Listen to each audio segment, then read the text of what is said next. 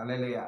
ఫేజ్లా ప్రియమైన దేవుని బిడ్డలారా, సామెతలు 13:9 సామెతలు 13:9 ఉన్న మాటను జ్ఞాపకం చేసుకుందాము.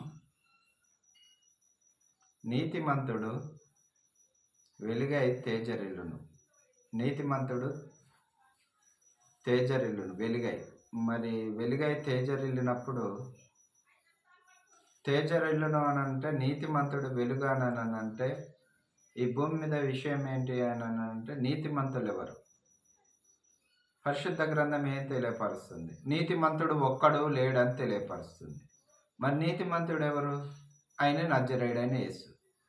ఆ నీతిమంతుని వెలుగు ఈ భూమి మీద అంతా తేజరిల్లుతున్నది. మరి ఆ తేజరిల్లుతున్న సమయాలలో ఆ వెలుగు ఎలా రీతిగా ప్రకాశించుతున్నదో ఆ వెలుగే మనం కూడా అయి ఉన్నామని దేవుడు సెలవిస్తున్నాడు. దేవుడు ఏమంటున్నాడంటే, మీ పాదములకి నేను వెలుగై ఉన్నానని అంటాడు. దేవుడు ఎంత తగ్గించుకున్నాడంటే, మీ పాదములకు వెలుగై ఉన్నాను. నీతిమంతుడు రూపంలో మనల్ని కూడా చేరదీసుకొని, ఆయన మనల్ని హత్తుకొని, ఆయన పోలిక చొప్పున మనల్ని నడిపించాలని ఆశతో ఉన్నాడు, వేదనతో ఉన్నాడు, బాధతో ఉన్నాడు. ఈ భూమి మీదకి ఏ రీతిగా వచ్చి ఆయన ఎన్ని అవమానాలు పడ్డాడు, ఎన్ని నిందలు పడ్డాడు, అవన్నీ మనకు కూడా తెలుసు. ప్రియమైన దేవుని బిడ్డలారా, మరి అలాంటి పరిస్థితులలో మనం గడుస్తున్న సంవత్సరాలను చూస్తున్నాము. ఈ సంవత్సరంలో నాకు ఏం ఒడంబడిక వస్తుంది, ఏమి వాగ్దానం వస్తుంది అనేసి మనం చూస్తున్నాం. కానీ నీతిగా బ్రతకాలనంటే యేసు ప్రభుని నమ్మినందుకే శ్రమలు, మళ్ళీ నీతిగా బ్రతుకుడు అంటే ఇంకా శ్రమలు, అవమానాలు. అదెట్లయ్యా? దేవుణ్ణి కలిగి ఉన్నాం కదంటే, దేవుడు కూడా ఇక్కడ ఈ భూమి మీద శ్రమలు పడ్డాడు.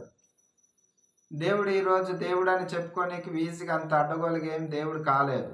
ఆయన శ్రమలు పడి నేను నా ద్వారా నీ ద్వారా కొరడాలతో కొట్టబడి అవమానించి ఎన్నో విషయాలలో కూడా తన తగ్గింపు జీవితాన్ని చూపించిండు.